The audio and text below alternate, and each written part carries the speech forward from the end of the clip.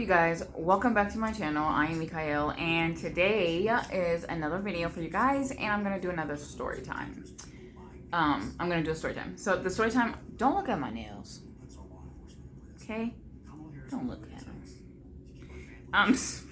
So today's story time is going to be a story time that I said I was going to do about how I officially left Bernard, my relationship, one of my domestic violent. Well, I've only ever had one real domestic violent relationship. Where what would be considered a domestic violence relationship because of, I'm not laughing at that. It's just my nails, guys. At work today, I popped a couple of nails and they look crazy. Look at this. Look at this. I gotta do my nails today. Anyways, I guess technically I've been in a few what people would call abusive relationships, but I suppose one of them,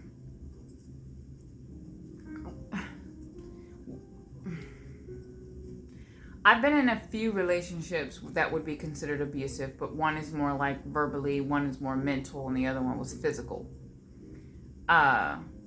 There are some remnants of that. However, they're just relationships. Like, I'm not trying to downplay the other two, but they're kind of just relationships. They're not necessarily, I would consider abusive.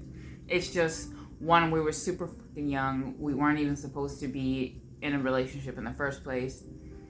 Or at least that's not even what we were working on. It just went into that because fucking life sucked. And, yeah, it just happened that way. And so we were young and we were stupid and we were jealous and we were naive and we were gullible and we were fucking playing games. And so I don't really consider it an abusive relationship. We just were both very toxic people who didn't know what we wanted. And then my last relationship, definitely I would consider it toxic, I guess.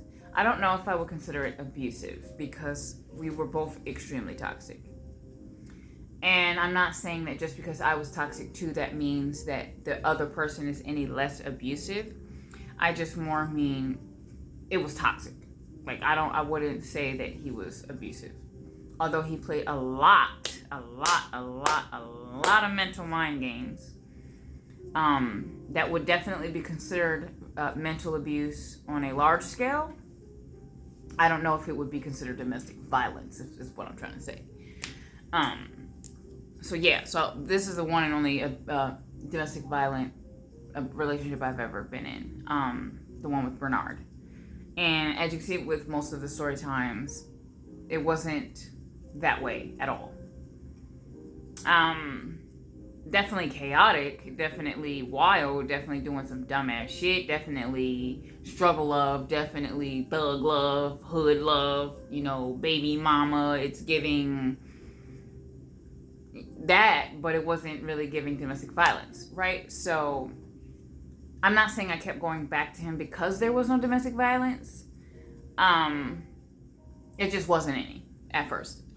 So the reason why I've already stated in some other videos that the reason why I went back to him was because, with all the dumbass shit, the reason why I went back to him was because I didn't want to be a single black mother.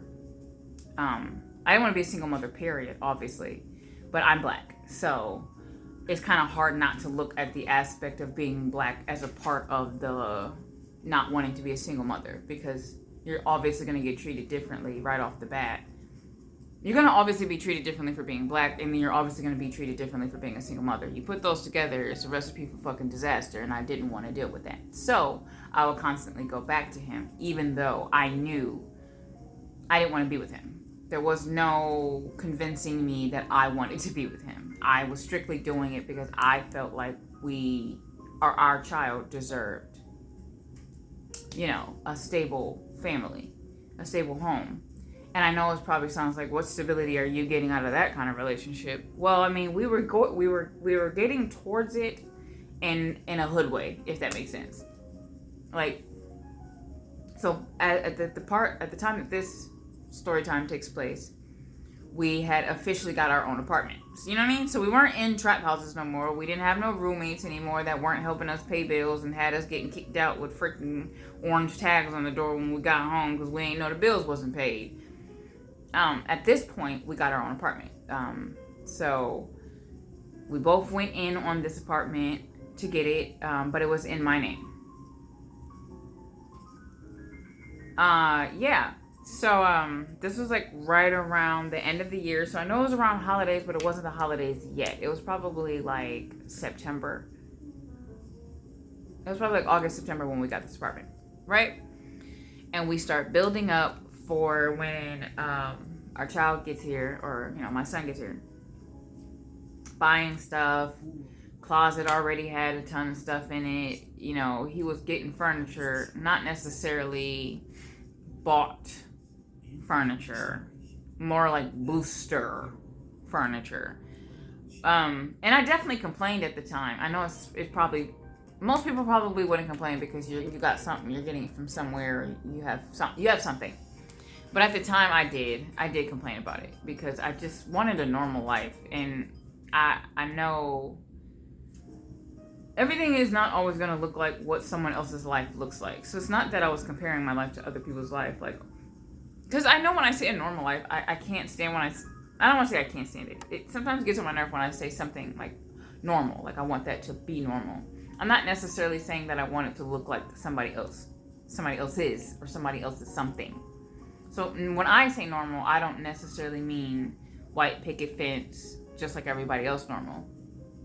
I feel like, I guess when I'm saying it, I think it's common sense. It's common sense. Normal means basically like the basics of common sense. Like if somebody said, why can't you just be normal? Obviously, I know in that context, no, I wouldn't say that to someone. I wouldn't be like, why can't you just be normal? I mean, like, I want a normal relationship. When I mean normal relationship, I mean you do things at a pace that is comfortable, that makes sense, and you build on that thing. And then you constantly, people add to it, you reciprocate, and you constantly elevate your relationship in some form or fashion, all the way up until you reach fucking marriage. And then by marriage, then you start to do things that married people do, like normal things, I suppose, which is build on something, build a foundation. What are you leaving behind? Normal. You know what I mean? I don't, how best you can explain normal to people without, what is normal anyways? Clearly it's not being in a relationship for 8 fucking years and you ain't getting motherfucking married because you still want to cheat. Normal. Normal. So I just wanted to feel like we were getting somewhere normal, right? And I did end up saying that, and I think that made him feel some type of way because to him, he is doing what he thinks is building, right? And I'm not saying I don't understand where he was coming from with that. I'm just saying, when do we get to the point where we elevate and things become more normal, right? If all you know is how to make noodles with I don't know, you whatever fucking poor shit we have to do to make it, right? Whatever poor shit you have to do to make it by, makes sense. You got to do what you got to do to make it by. But my thing is, when were we going to get to, you know what I mean? Like eventually, you're going to learn some things so you could elevate what your normal is and make a new normal, right? You keep making, you see what I'm saying? He didn't get that. So it started to come off like in the energy of this apartment that we got together, that I was ungrateful and that he was, I guess, proud. He was proud that he was doing something that in his words was something that he's never done with another woman before, or I guess period.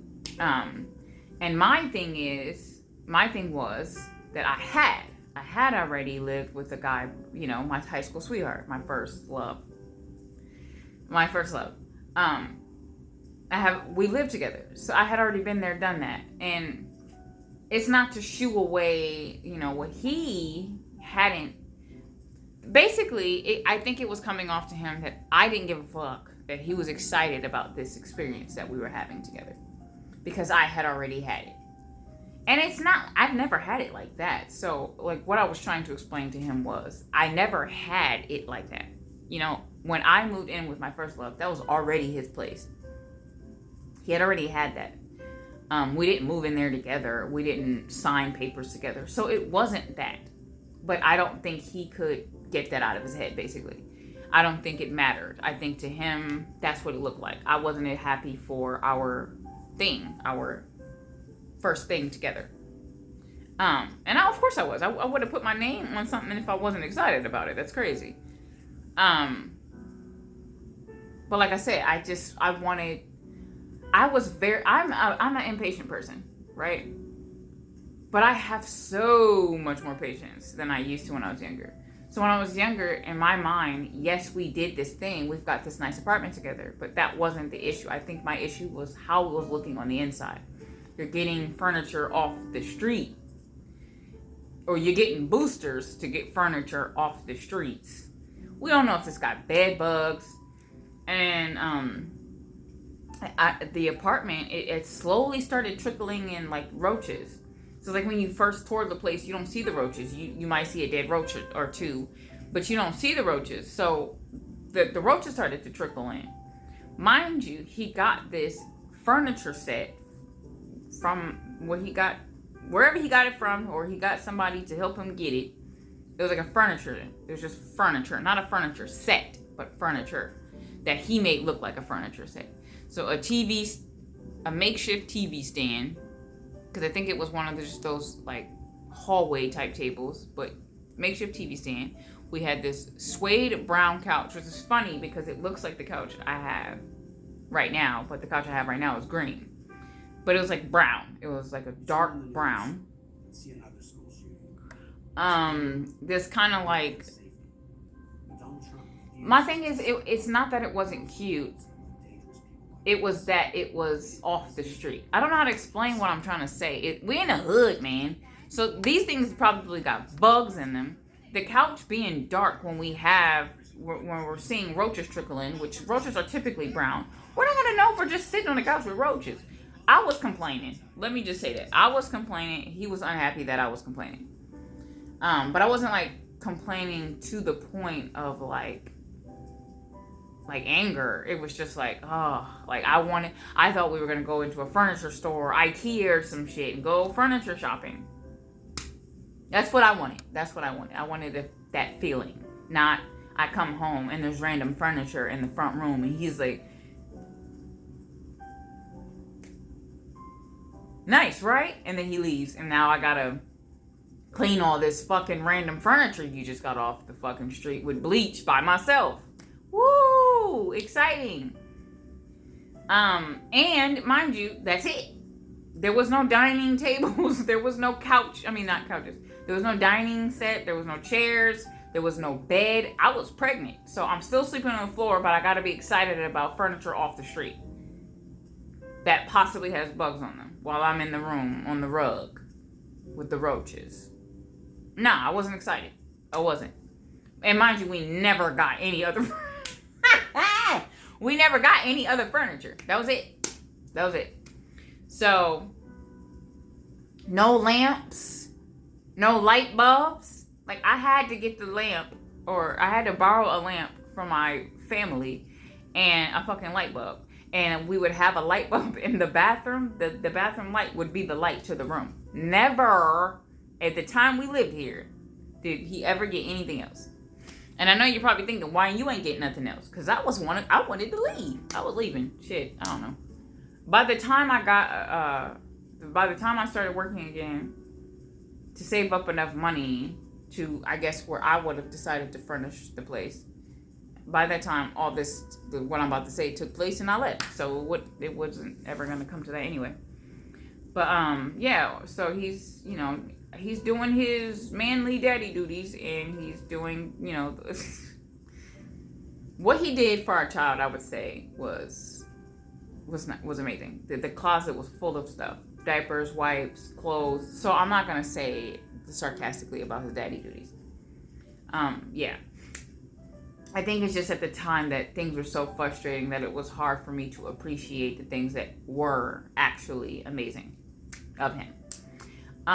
So Thanksgiving comes around. He meets my parents, or he meets my whole family. We're there for Thanksgiving. I probably popped out my baby maybe 3-4 days right before he met my parents, officially met my parents. So it was like everything was looking amazing. Like everything, for the most part, like I said, I was complaining, but I wasn't complaining like that. So I was still somewhat happy, although I do think that me complaining in the first place gave him put a bad taste in his mouth, basically. Right? So, time's passing. We're living life. We're celebrating holidays where I'm working, he's working. All that, right? So Christmas rolls around. And a few days before Christmas, no, it's a week before Christmas, I'm asking him about Christmas, like, hey, like, so are you coming with me with my family again, or are we going to do our own thing? Or, like, do you want to go spend time with your family? Like, how you want to do this? You know what I mean? Like, being cute and shit, relationship shit. And so he seems to get aggravated by it. So he's like, like, I don't know. Like, I don't know. I don't really care. So I'm like, well, why not? Like, because our child is here. We're already talking about getting married. We live together. Like, we're like, shit's going up. Like, it's on the up and up. We should be excited about now everything. Like, every little kind of new memory that we're about to start building, especially with our child. He was not enthusiastic about it. He's just like, man, I don't know. It's whatever. Like, we can do whatever you want kind of thing. And it fucking sucked because I remember feeling crushed. Like, I don't want a relationship where everything is always on me. I gotta make up the dates. I gotta come up with the ideals. Like, everything's on me. I have to do everything first before it's even reciprocated. Like, I want a man who thinks outside of the box, right? Because that's romantic. I don't need someone to do something for me to have this idea like, oh, I want to get this person this thing. You know what I mean? Like, they mentioned they like bears. Oh, I'm just looking at my bear. They mentioned they like bears, and so one day I see like this cute little bear thing, and so I just get them a bear thing. Or I notice they look at something in awe, and I just go get that thing. I'm not saying men don't do this. I'm just saying the kind of men that I was dating didn't do that. And so when he did that, it just kind of felt like, how you ever have those epiphany moments? Like, you might be in love or you might really like somebody, but you get this epiphany. And I get epiphanies a lot. I get epiphanies a lot, and I get them in real time with someone. And so sometimes I'll just find and they're not always like negative epiphanies, but I just find myself staring off in space. And, I don't think I can hide that I'm getting an epiphany. I think I just had one. That, like, someone's always just like, what you thinking about? And every time they ask me that, it's because I'm having an epiphany.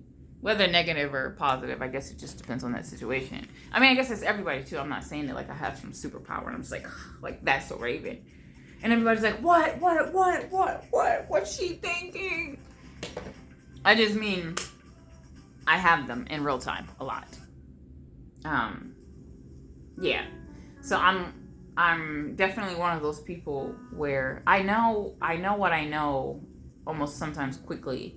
And I don't really say things quickly because sometimes I like to watch things play out because of my own, lack of self-worth towards myself. I didn't always trust myself in the past, or I would trust myself, but someone would always, be like, don't trust yourself. Not literally, but manipulative way of saying basically you're wrong, you're crazy, or whatever. And so sometimes I have a hard time with seeing the epiphany, realizing the epiphany, whatever I want to do about that epiphany, and move forward. Sometimes I have to be like, let me see this play out real quick. Let me make sure. But I think it's my way of learning to trust myself again. Versus Because even in the past, I wouldn't trust myself, so sometimes I would act on my epiphanies quickly.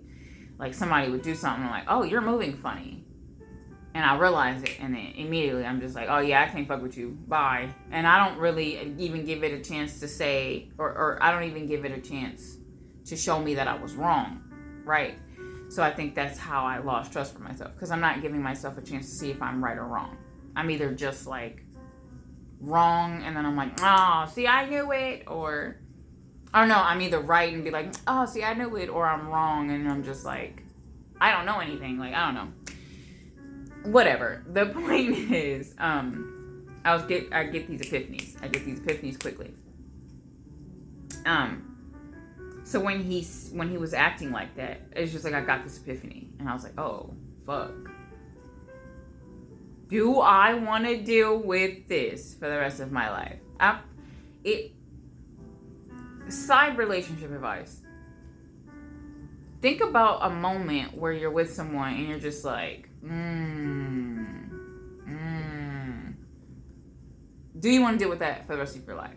I know every dealing isn't always something that you're going to be in this long-term relationship with. But I think it's important to think of every dealing with someone as if you're going to be in a long-term relationship with. Because it'll determine how long you waste your time. You feel what I'm saying? If you just trying to hit it and quit it, but something happens to where you're like, ooh, I could see myself hitting this more often. Can you see yourself hitting that for the long run? If not, because you already thought initially, I'm just going to hit it and quit it. If not, don't deal with it. Because you might think you just getting a few more hits out of this, and that's not what's going to happen. It's always something that intertwines and tangles things up and makes it messier. So when you just had a quick escape because you already know you really wouldn't fuck with this person for a long run, you just made this a month, year, 2 year, 3, 5 year long dealing just for it to end in, I should have just dumped your ass after the first hit it and quit it. We as humans, we like to hold on to things. We just want to fucking, because you're afraid you're never going to find that thing again. And honestly, if you let the universe know, hey, this is something I want to deal with, this is something I don't want to deal with, you will find that thing again. You find the thing that you pay attention to the most, more, right? So if you're paying attention to someone's lackluster ass qualities, but you keep dealing with it, guess what you're going to get? More lackluster ass qualities. Yeah. It's harder to do in real time. Trust me, I know. But when I focus on good qualities in someone, believe it or not, I see those good qualities come more in other people, if that makes sense. It's almost as if you're giving yourself more options. I ain't saying be a player. Remember, with great power comes great responsibility. Don't be a player. Anyways. So, so when I was having this epiphany, I could see him, you know what I mean? He knew I was having the epiphany. So he starts looking at me. He's just like, what? My son. So he's just like, what? I mean, we could go to your parents' house. So now he starts to explain himself, because I'm pretty sure he could feel that my energy is like, you're doing something weird and I don't like it and I'm done with this shit. It was, like I said, it was that light bulb. That light bulb turned on and I almost knew there's no coming back from this. Like the ick. It's like the ick. And you're like, once you get the ick, it's like, nah, I'm never going to like you again. And I just started thinking about everything we ever been through. It's like, damn, I can't even get a fucking Christmas. I can't even get a Christmas without you acting like a shithead. So he's like, yeah. And I'm just like, okay. And he's like, no, it's just because, I like to work. I like to get to the money. I got to get to that bag. I got to get that bag. So I was like, yeah, fine. All right. Right? So I'm like, fuck it. Like, when I'm on some, it is what it is. I'm finna watch it play out. Like, I'm not about to give it my energy. I'm not about to complain. I'm not about to tell you that I'm worried about you and I'm not about to massage your no nothing, nigga. No, I'm dead ass. I'm not. Now everything you do is about to be funky. Your feet stink. Your ass stink. Your fucking lips is dry. Your hairline is receding. I don't know. Why does that happen? How do you fall in love with someone? And then, like, it's like they could just fucking ruin it to the point where everything they do is like, oh, you ugly as fuck. How you get so ugly? Inside, outside, ugly. But yeah, so basically he's just like, yeah, no, we can do it, you know, whatever. So I'm like, fine, yeah, cool. I hear him go out to the front room. Or he goes out to the front room, but I hear him talking to his sister and her boyfriend. Right? And I'm not really listening, but I can hear them. And it's just like one of them vibes of like, something's like, be still, right? So I stay still, and I'm like one of these. So then all of a sudden, everything's clear. I can hear them clearly. And he's just like, yeah, she make me want to beat her ass. Something of that nature. Something of the nature of like, I make him want to hit me. And I remember feeling like instantly like this fucking heat like go through me. Like it was like a mixture of fucking anger and fear and like disgust, disappointment, like disbelief. Because I don't know if he was joking, but it didn't sound like it. And I don't think I've ever heard anybody say that. Like, damn, she make me want to beat her fucking skull in. Like, it was like, whoa, the fuck? So, my energetic ass, I put my sneakers on. I don't know why I fucking do this shit. So I put my fucking sneakers on. I'm lacing up. This nigga want to fight. I don't know why. I just started fucking lacing up. And so I go out there and I'm like, yo, what you say? And he's like, what? And I'm like, what'd you just say? And he like, man, yo, chill out. So he started fucking laughing. And mind you, this man ain't no soft man. Like, he's not like gentle, romantic. This nigga was a fucking creep. He was very, very street man, right? He ran with some very known street people. I'm sure you could tell by the signs and other stories. So I know it's not like he's scared of me. Like, I know he's not scared of me.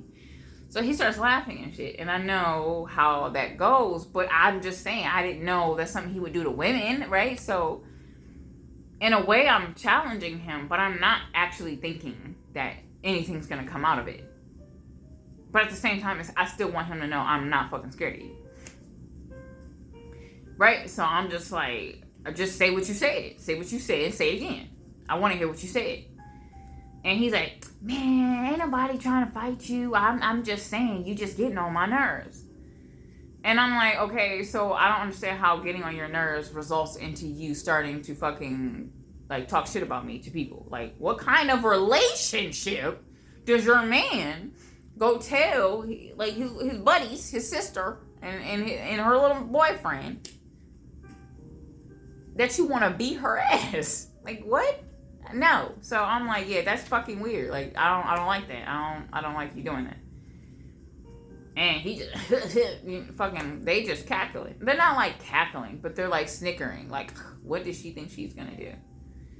So I'm just like, I'm looking at him like, yo, don't fucking play with me. I will flip this whole bitch all upside down and around. I'm not fucking playing.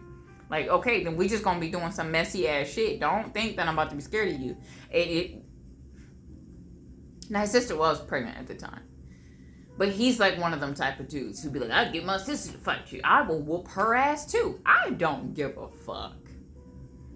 Mind you, I've been around these people. I know they get down. Yeah, sure. Sure you do. I mean, it's like, no, I know, right? I know. But at the same time, I just can't see me being like, okay, never mind, I don't want to fight you because you said your sister want to fight me. I'm gonna whoop her ass. You know what? Hold it.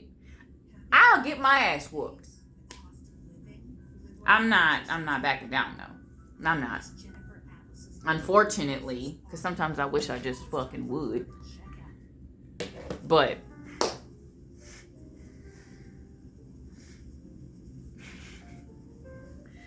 I don't know.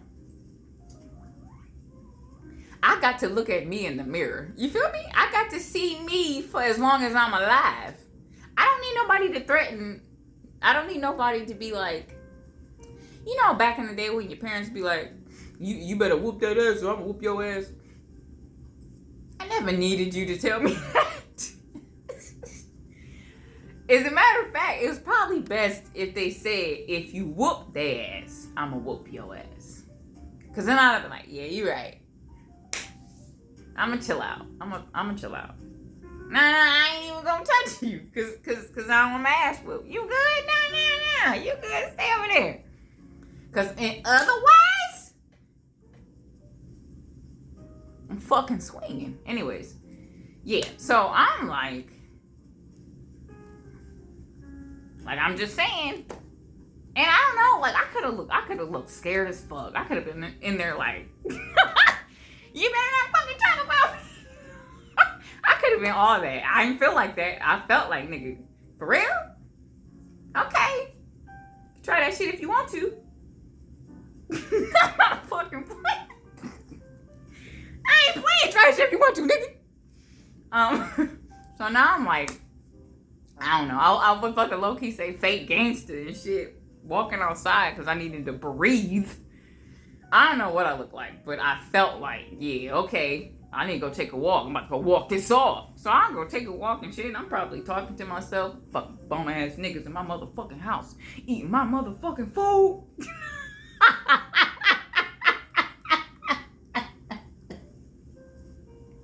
Gonna talk about me.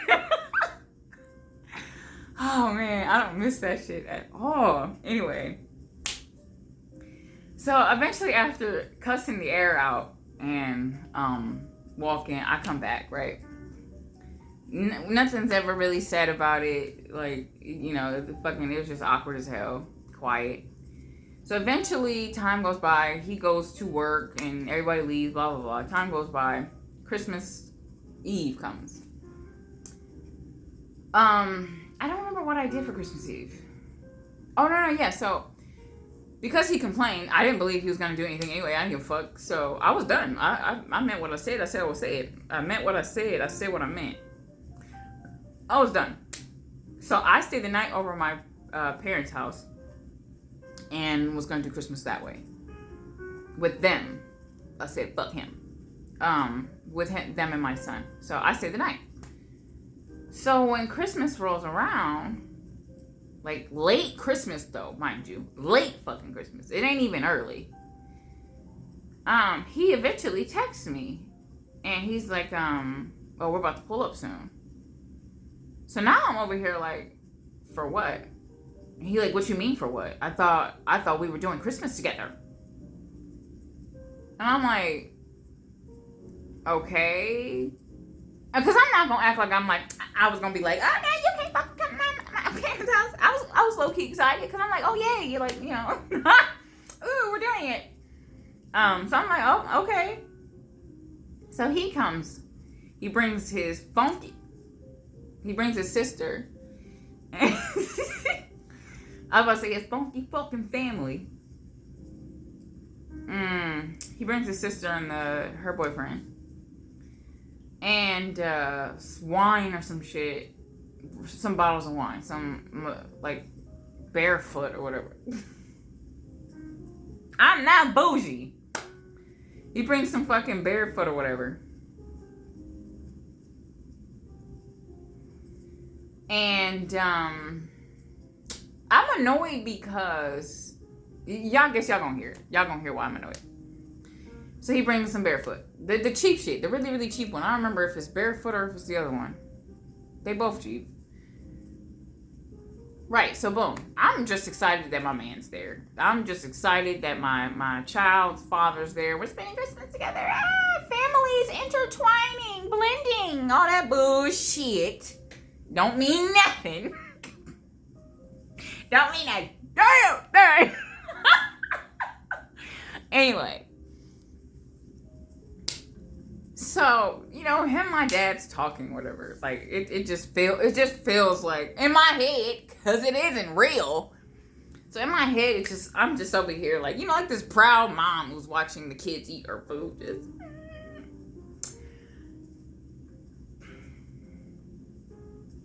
He says he needs to leave. I guess they're going to pick up some more, whatever, drink. And then they're going to come back. So, I'm in the bathroom, like, on some, like, I gotta look cute for my man. One of my motherfucking family members was getting cute, too. I was so confused, because her man wasn't coming. I don't know why she was getting cute for my man, but that's a different story. So we getting cute for my man. Because what the fuck, bitch? Let me stop. I gotta bad. No. So we getting cute for my man. And so he eventually comes back, and when he eventually comes back, though, he's like seems more lit than he was when he left. So I'm low-key getting to a point where, like, of course time is passing, but I'm getting to a point where I'm just like, okay, this is too much, because he's like pouring up other people alcohol and just like giving wine to my aunties, and they like up still low-key full, but he like, yeah, top it off. This ain't that kind of party, buddy. This ain't that kind of party. We're drinking cocoa.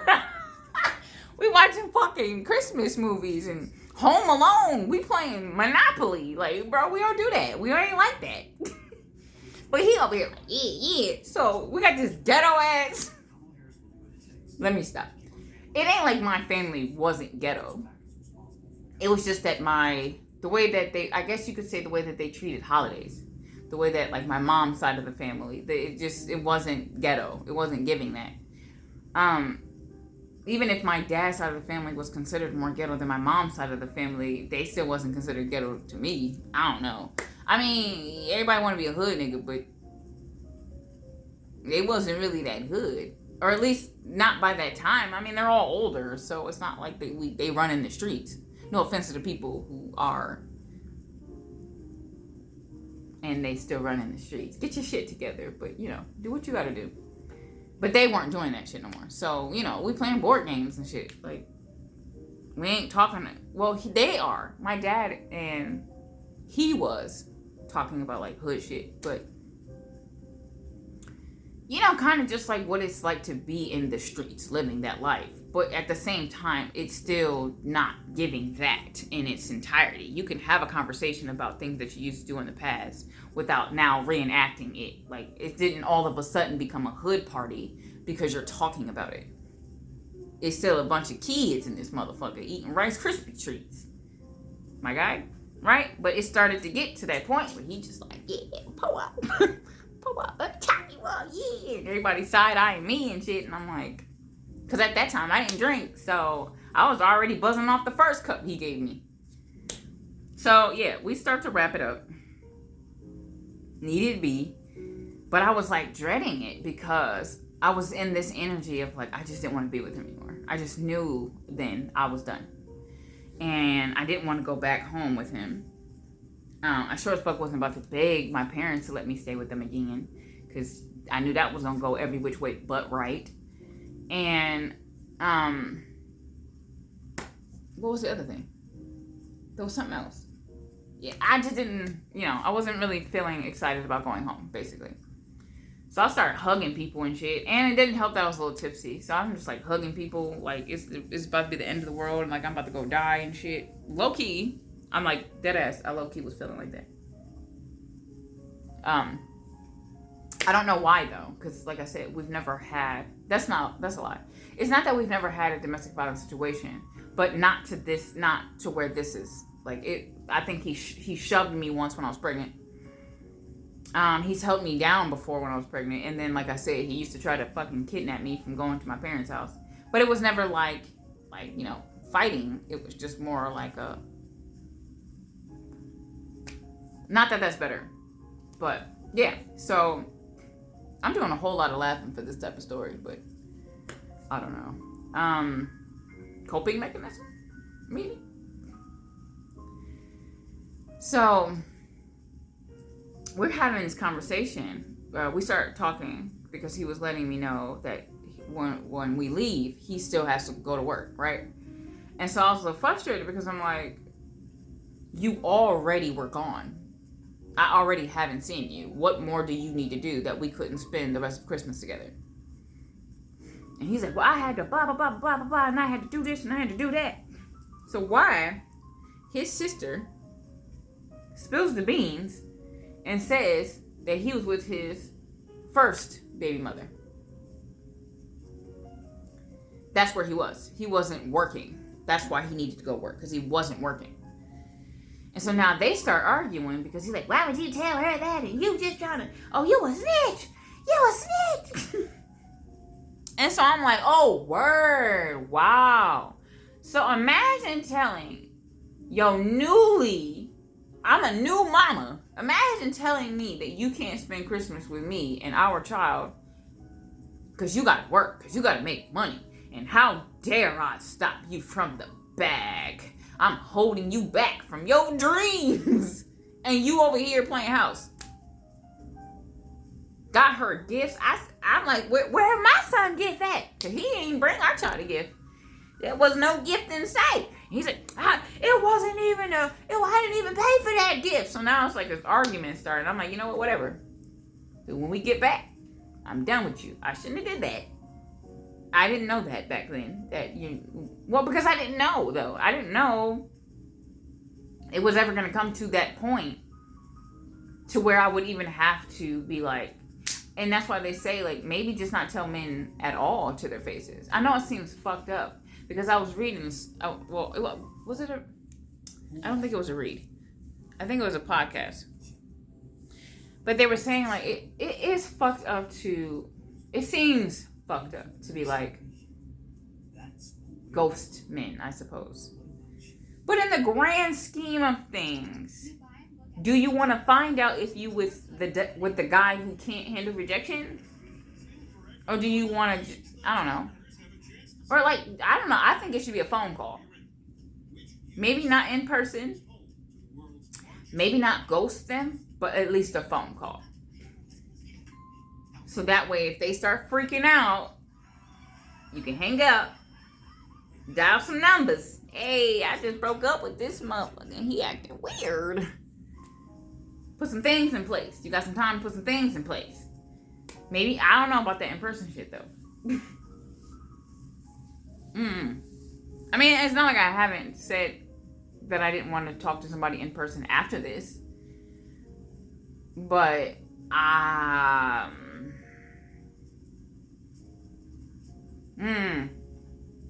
anyways, so I told him, like, hey, yo, when we get back, I'm done. I'm gonna figure my shit out. You figure your shit out, but I'm done. I can't be in this relationship anymore. It's over. Yeah, so I broke up with him before we even left, right? So then we finished our goodbyes and shit like that.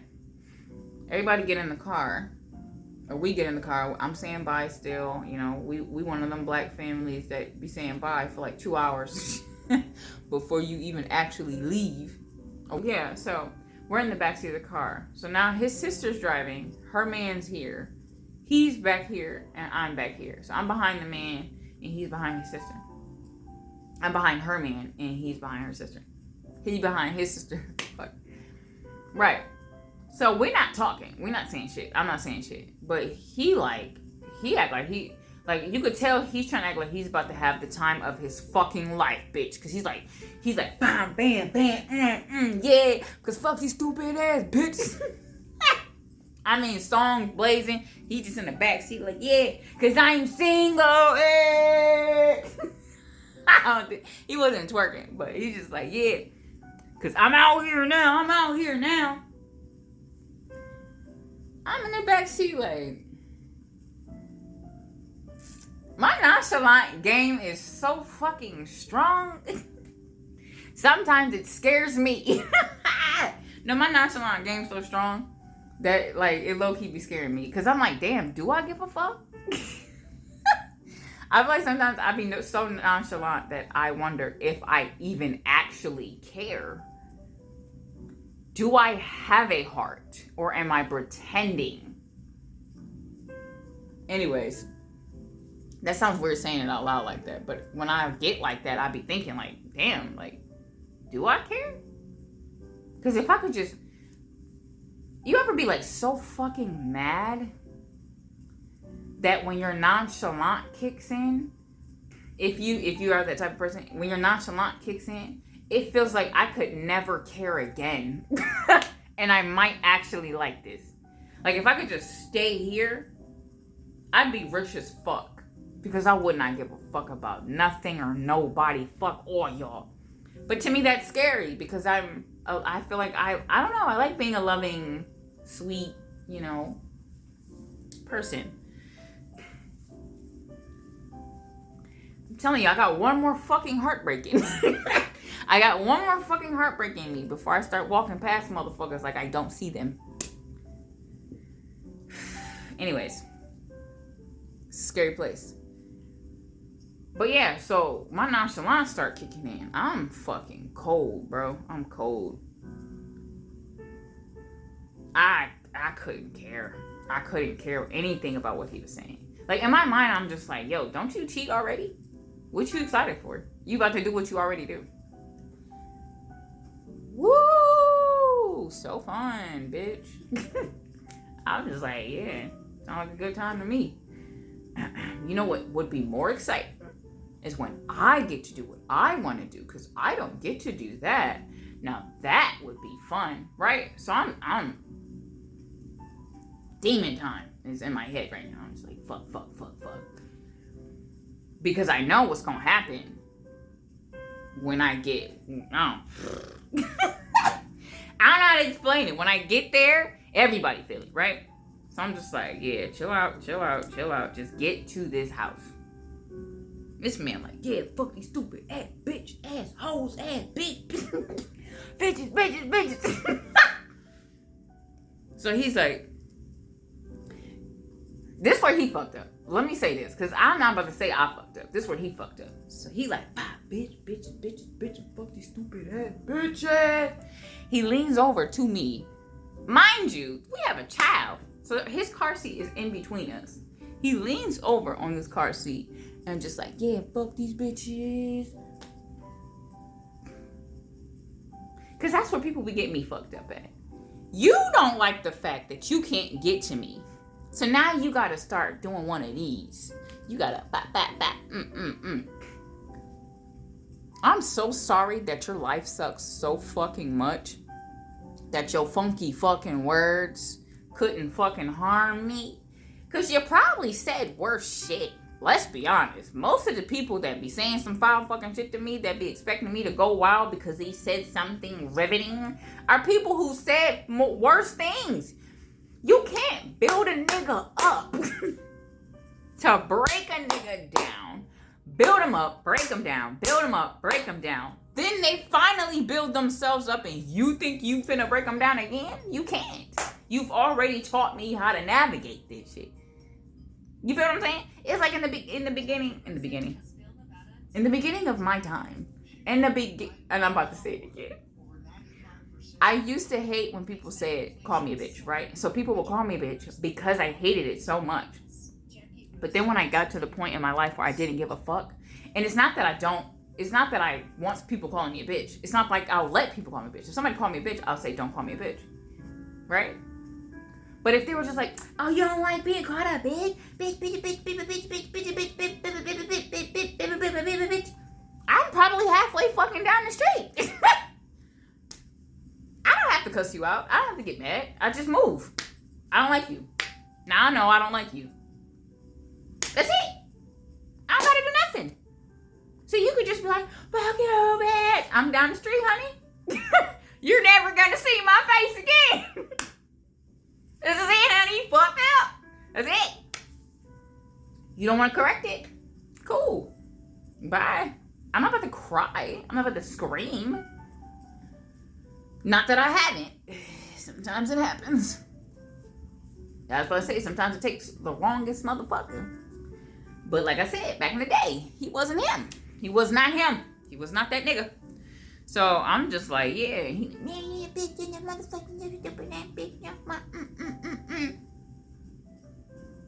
I'm, yeah, okay. Mm-hmm.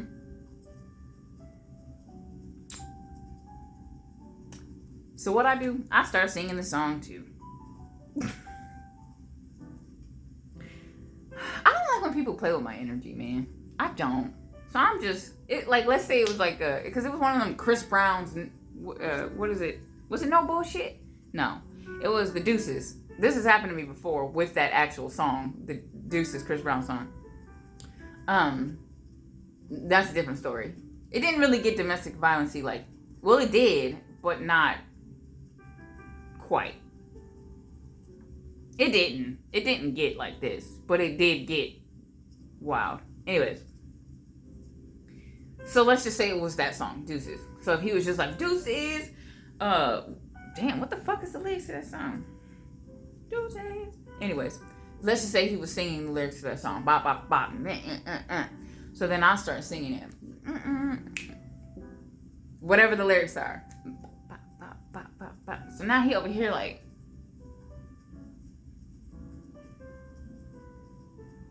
so I'm just like, yeah, cause we could both fucking do this. We could play this game. I'm not like doing it the same way he was, like stupid ass. But I'm just like singing, like looking out the window.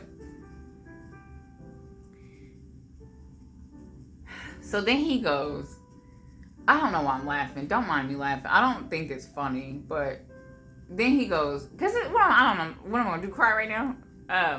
So then he goes, yeah, because I'm about to fuck every bitch in Vegas. And I said, so I could fuck every nigga in Vegas, and? But I say it so casually that I don't expect him. No, I didn't say it casually. I said it sarcastically.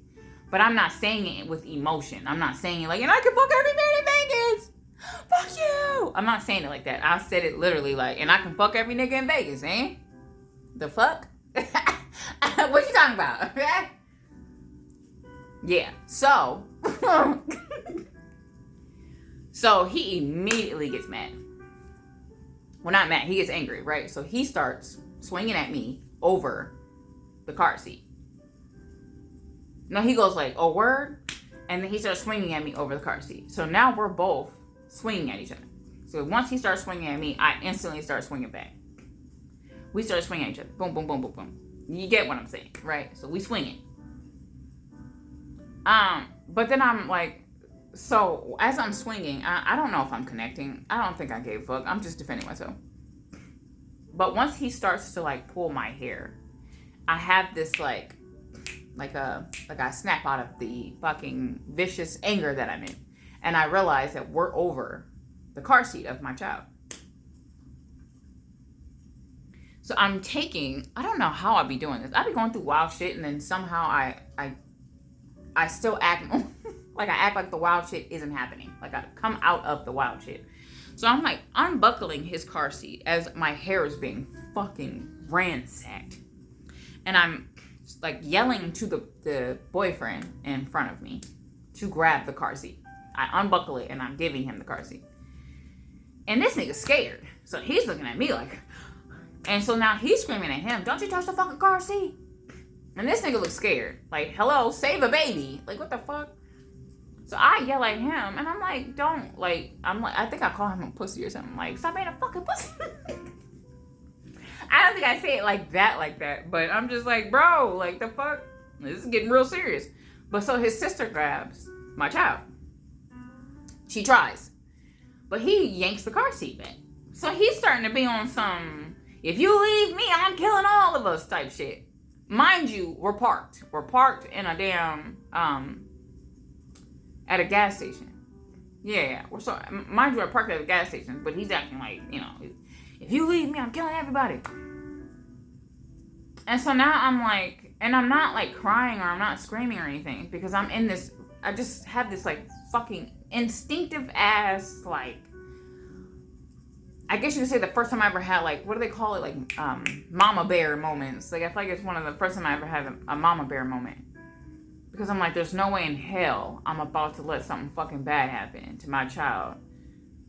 Because a man can't grasp the fact that he just got caught cheating. Like, because that's what this really is about. You got caught cheating. And now you feel some type of way about it that I don't want to be with you because you got caught cheating. And I also think in a lot of ways, and I think this is why it's also important when people say when you're going to leave, you don't tell the person. Because I think there's a difference between you getting mad at somebody and being like, I don't want to be with you anymore. And then y'all going to get right back together tomorrow.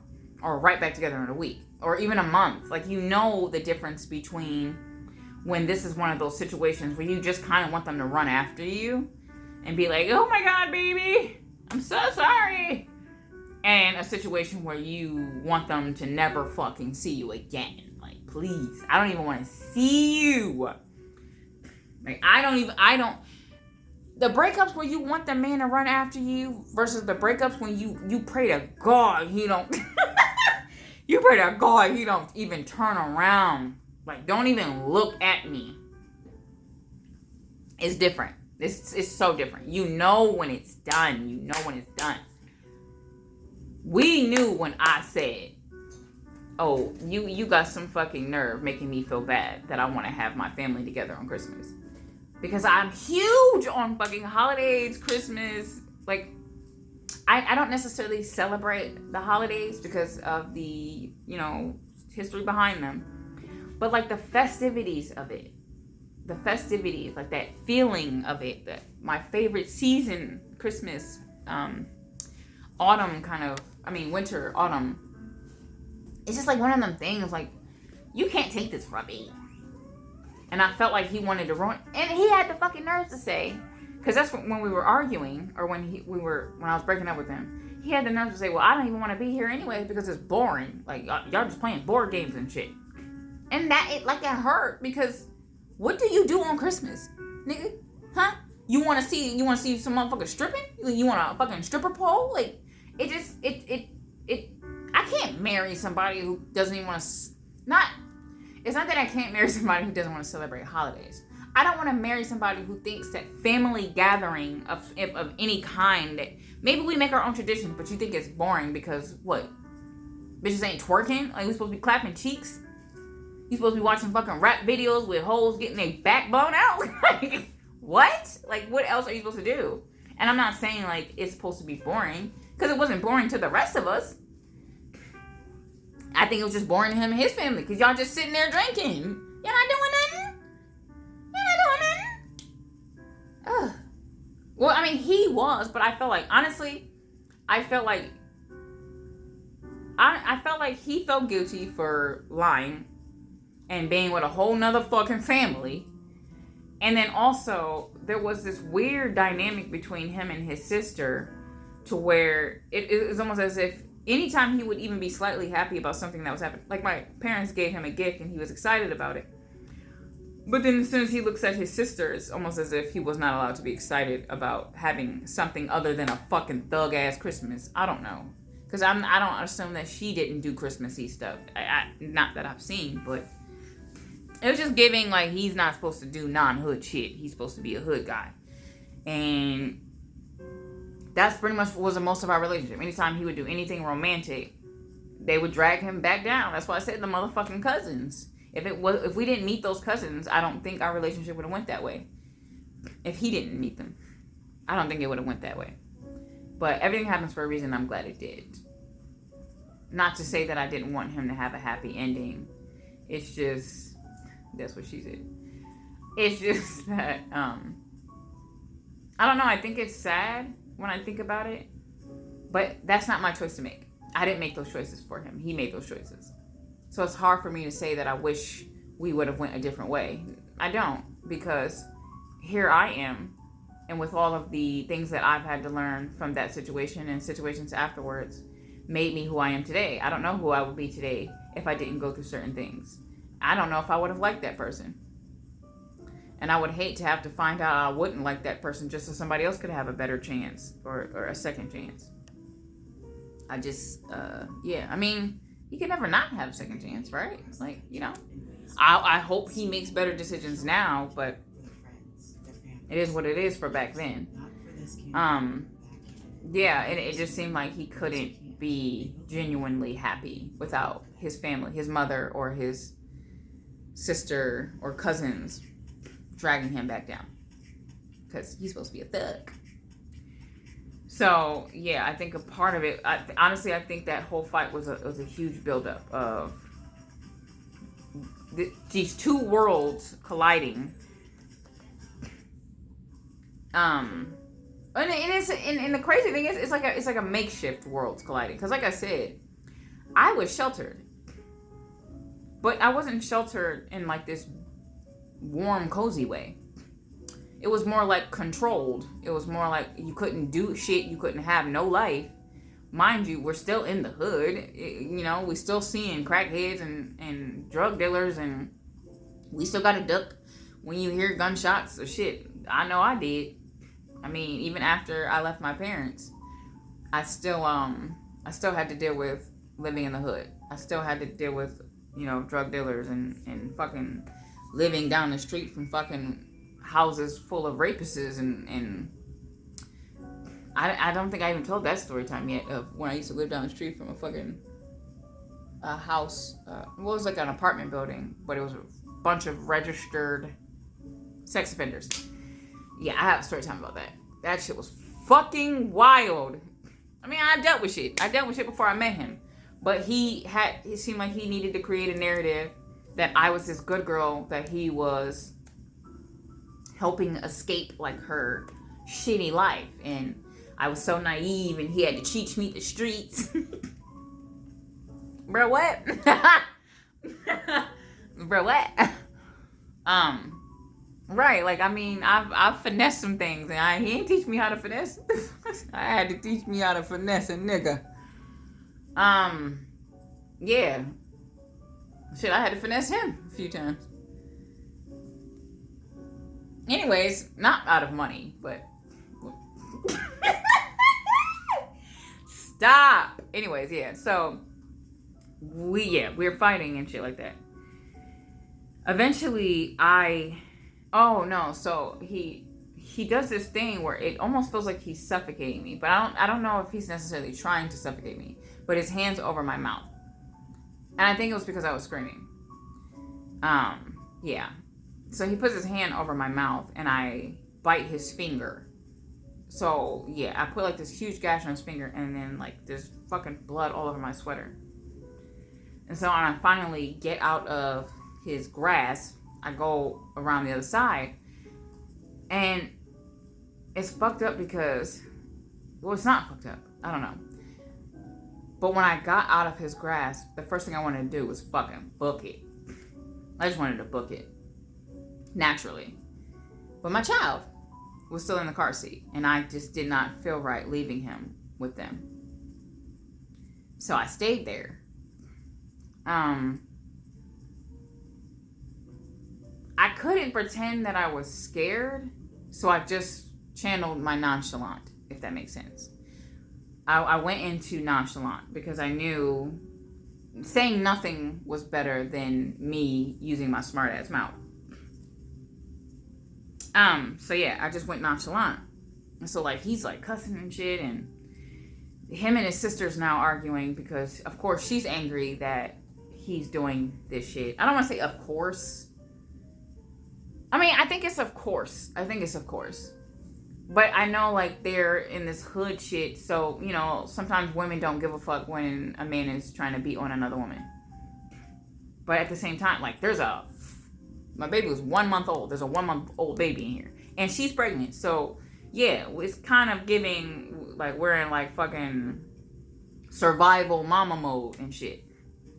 And then her and her boyfriend start getting into it. And it's probably because he's a bitch. Woo! It was probably because he's a bitch. And I'm only saying that though because I just had a baby. And I'm over here fighting for my life. And it's not even like I'm just like, fuck you stupid ass nigga. Yeah, I get niggas.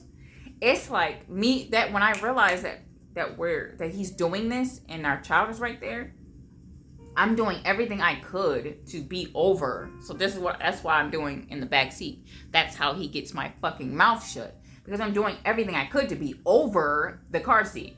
And when I'm trying to get this fucking funky, dusty ass nigga to take the car seat, he's so scared of him, I guess, going to turn around and fighting him, that he doesn't want to grab the car seat.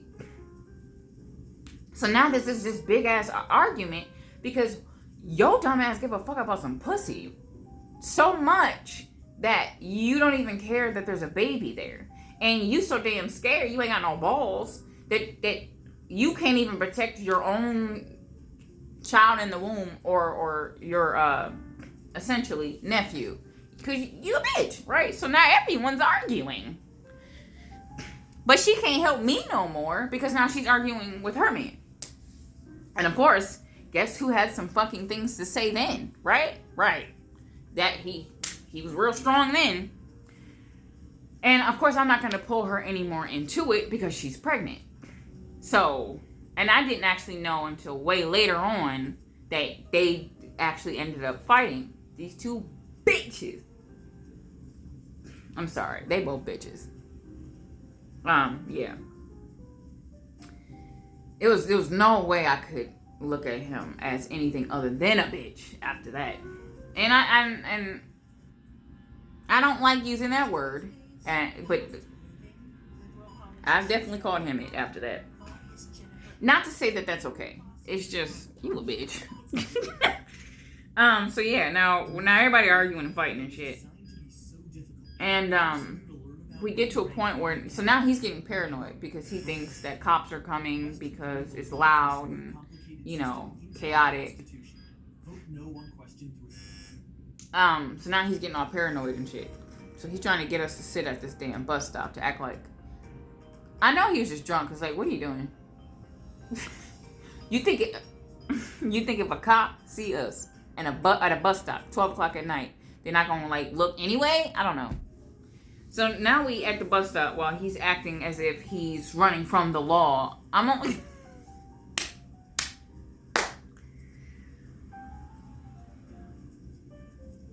struggle love will never be worth your time, I promise you.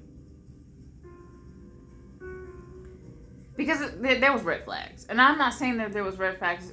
Yes, there was. Let me not. Anyways, we're at the bus stop, right? So he's pretending like, oh yeah, because of law. And we just gonna act like we're at the bus stop. And I'm just like, I'm just looking at him. I'm just looking at him, and I probably had a fucking like death stare, like a fucking nigga, I kill you. I don't know. I was just staring at him, and he's like, "Why the fuck you keep looking at me like that?" And I'm like what? And he's like that. Why you keep looking at me like that? You're not gonna apologize. You're not gonna say you sorry. So you ain't scared of me? And I'm just like, cause I don't know. I just figured like you're fucking drunk. Cause who asks that dumbass question? So I'm like,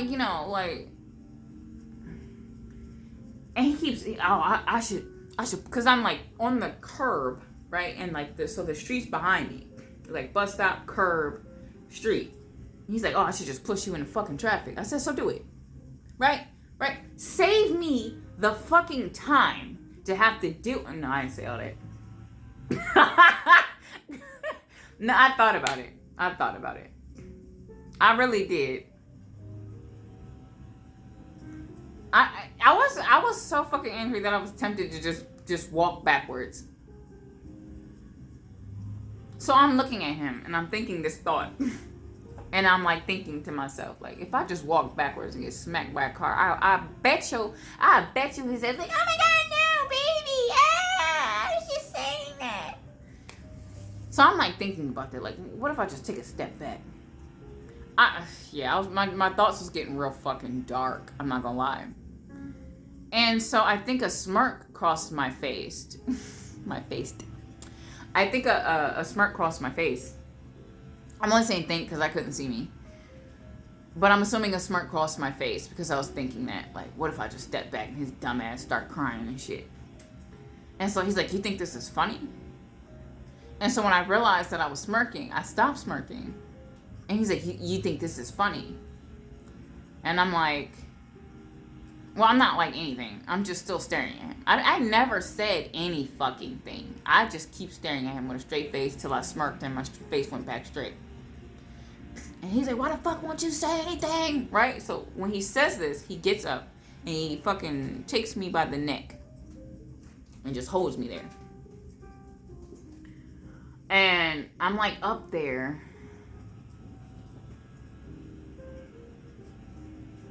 So I'm like up there. But I was holding the car seat. So when I'm up there and I'm feeling myself like, lose air, I drop the car seat. And when I drop the car seat, he drops me. And then he starts not crying, but like, I guess getting angry that I dropped the car seat. So now he's cussing me out about dropping the car seat. Like basically like, like I dropped his baby is what he was saying.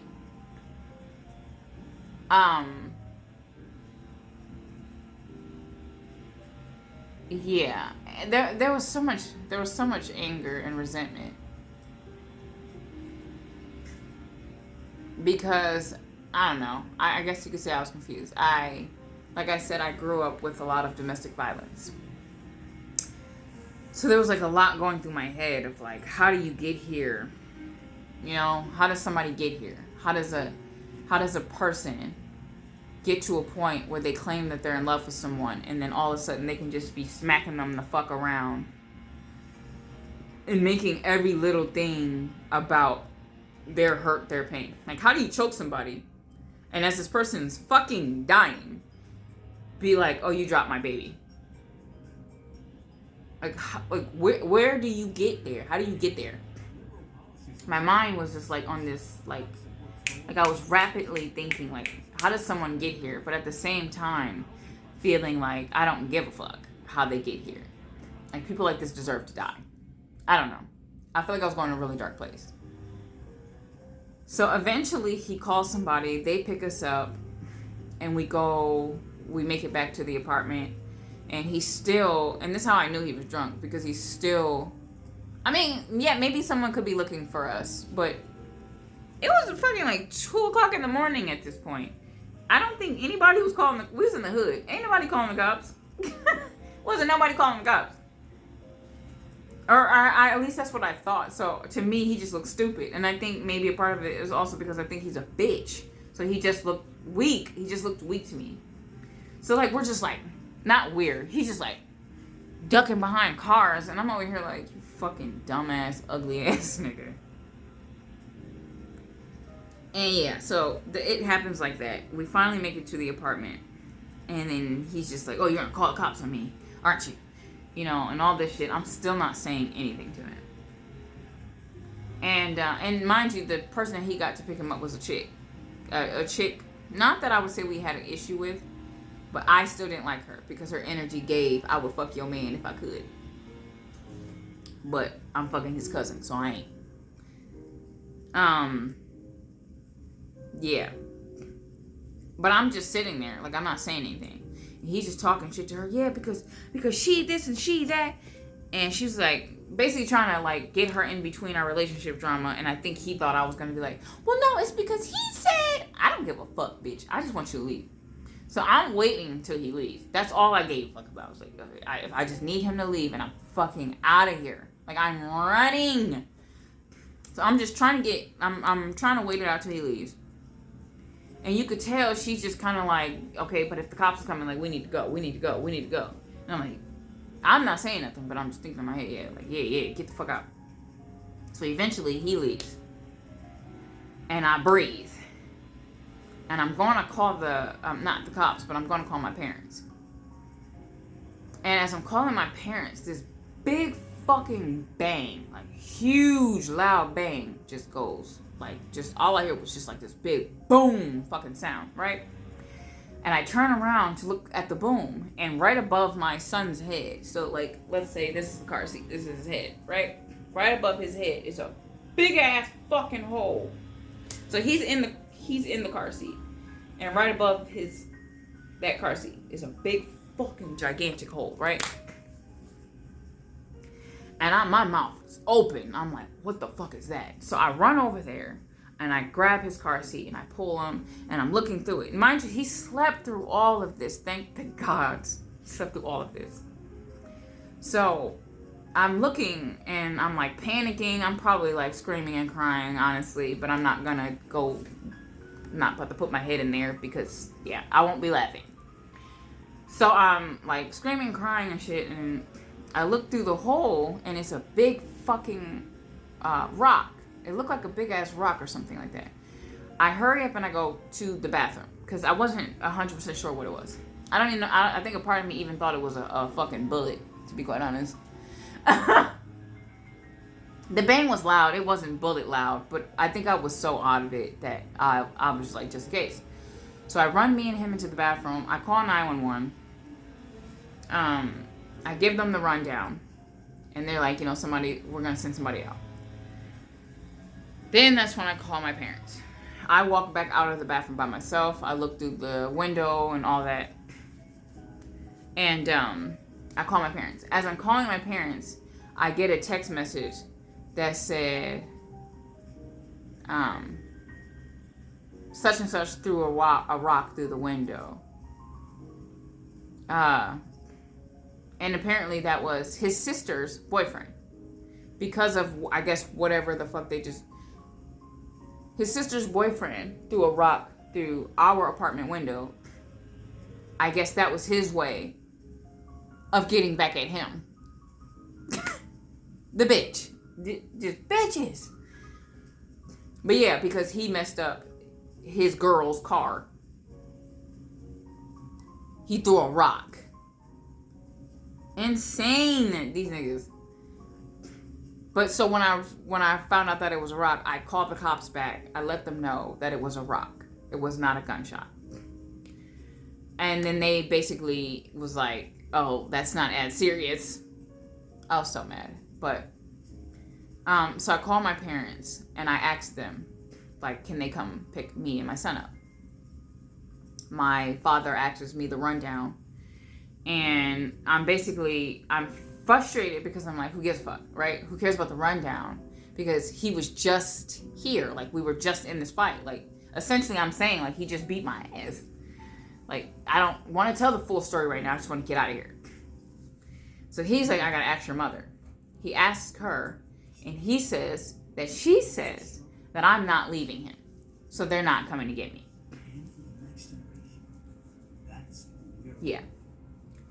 So when she says that, or when he says that, I'm like, what, huh? And he's like, oh, she said we're not coming to get you because you're not actually going to leave him. But I'm like, I'm calling you to ask you to come pick me up. Is that not leaving someone? But I guess she was saying as in a whole, like, I'm not going to leave him. I hang up. I'm fucking crying my ass off. I felt probably one of the lowest feelings I've ever had. One of. Not the, but one of.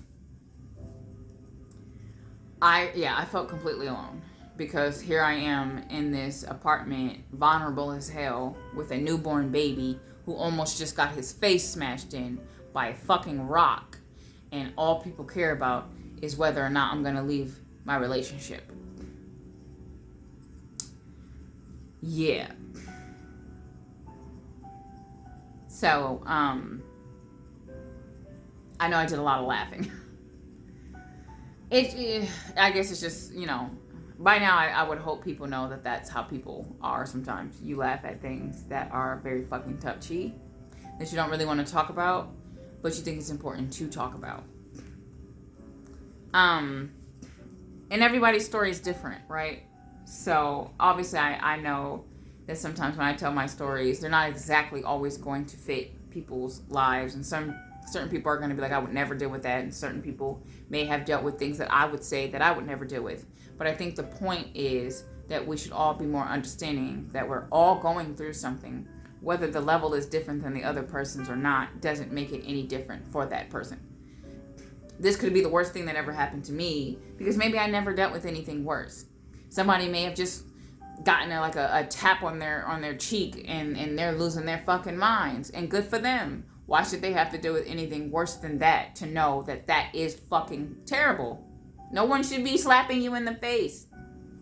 You don't need to wait until you're like me and getting black eyes to realize that domestic violence is domestic violence. Keep your hands to your fucking self. But that also goes for women too. At that time, I hadn't, put my hands on a man before. But eventually, I did end up being one of those people where I'm like smacking the guy first. I wouldn't expect any differently from him or his reaction than I would of mine. Or anybody else's for that matter, man or woman. One of the reasons why I'm telling this story is because I had it was probably like 2 weeks ago, had an experience where I was trying to be helpful to somebody else who was going through a domestic violence situation. And this was a guy. And I think one of the biggest part of the conversations was that him feeling like it's not going to be treated the same because he's a guy. And I disagree. I think it should all be treated the same because it doesn't, the way you feel, the lack of self-worth you feel when someone does that to you is not fucking normal. And no one should have to deal with that. And no one should have to feel like they have to go through the worst possible things in the world to get help or to be seen, to be heard, to be felt like they matter. You know what I mean? Or you shouldn't have to feel like you have to beg other people to understand that you're worth something. And in that situation, because I did in fact leave him, and of course a lot of people were not happy about that because I wasn't supposed to leave him. No, I was supposed to continue on the fucking recklessness of this disgusting ass family lineage of abusive ass men and weak ass women. No, absolutely fucking not. But even if everyone's story isn't as similar to mine, maybe you do have people that will help you. My nervous system. Maybe you do have people that will help you. Take that help, please. Don't wait until the hitting is harder or it isn't. There's nothing loving about behind someone hitting you. I don't give a fuck how much of a mistake it was. How many more mistakes are you going to make? You know what I mean? Like, let's say your situation is, oh, he only hit me once. Why? What's the story behind that? Maybe you don't need a story. Maybe we should stop seeking stories. Maybe we should stop seeking closure. Sometimes, fuck the closure. What you did is enough. That's closure enough. That's too much. And a lot of times I think because the things that I've seen growing up, people expected me to just look at this like, this is normal. It's not. It wasn't normal then. It ain't normal now. It wasn't normal when I fucking saw it growing up. It ain't normal for you. It ain't normal for him. It's not fucking normal. Do not, I beg you, do not wait. If you know today that there's something wrong with that person and that they will put their hands on you, leave them. Say sayonara. I'm not going to say it's easy because it's not like I got to just jump out and leave. I ended up calling a domestic violence hotline. And when I called the domestic violence hotline, they were going to help me. And it wasn't until I asked for at least a ride to the place. So, basically I hit up my parents like, well, can I at least get a ride to like pack up my stuff and go to the place? Then that's when they wanted to help me.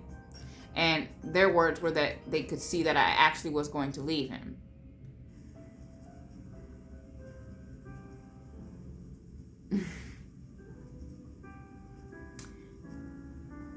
Fuck proving anything to anybody. Fuck proving anything to anybody. Because at the end of the day, There's always going to be an excuse of why people won't help you. Fuck proving anything to anybody. Do what you need to do. If at that time that's what I needed to do, was do what I needed to do to show somebody that I really did need the help, and I was going to get the help that I needed from them at that time. They were there in my life for that point in time to help me out of that thing. Then that is what it is. I won't say what I really want to say. I won't say what I probably would have said in the past about anyone who didn't help me or didn't believe that I needed it or didn't believe that I was worth it. I don't care. I did what I needed to do, and that's all that matters. And I hope and I pray that other people do the same for them, because your life is bigger and better than what everybody else thinks of it. Your life is not what other people think your life is. Your life is what you think your life is. And at the end of the day, all these people are just trying to project what they would do onto you. All these people are trying to project what they want you to do because they didn't do better, because they didn't want to do better, because they didn't care to do better, because they didn't have time to do better. Remember that. Okay? You are the author of your life. The rest of these motherfuckers are just readers. Fuck them. Do what you gotta do to get out of that situation, whatever that situation is. There is always a brighter other side if you want it. And I think one of those things that sucks when you're going through domestic violence is feeling isolated. It feels like you have nothing or no one. Lose everything to get what you want. Lose everything to gain everything. If that person is holding finances over your head, I know it's hard to say that, and it may look like it's harder to hear that from someone who may, I don't know if I look like I got finances or not, but I don't know. But obviously I have better finances than I did when I left. I didn't have anything when I left, because fuck the things. I got everything I needed by leaving behind everything I didn't need. And if I had to do it today again, I would. I've done it again after that. Sometimes you just gotta say fuck everything to get something better. Thank God I was able to keep like some remnants of memorabilia throughout my life, because I've kind of jumped lives a lot. But thank God I've got to keep those little trinkets, those things you want to keep forever, photos and things like that. But all the other shit, fuck it. Your life is far more important than what these funky ass people think your life is worth. Your life is as important as you think your life is. And I swear I've met some good people in my life. I know a lot of people that wanted to leave their lives, but once they got to that other side, thank God they're still here. Thank God you're still here. And I'm not saying you thank God. I'm saying it. Thank God you're still here.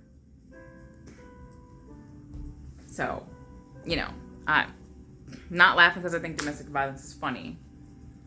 But sometimes it's almost hard to believe I've even went through certain things. So sometimes even speaking about them and remembering who I was in those moments is very foreign, and it's almost funny to me. Not hilarious funny, but just like, damn. The shit I've made it through. And you will too. And if you already have, thank God for you. Thank God for all of you guys who do the right thing. Thank God for all of you guys who make the right choices. Thank God for all of you guys that turn around when you haven't made the right decisions and elevate your lives. And may you have a very blessed glow up, because you deserve it.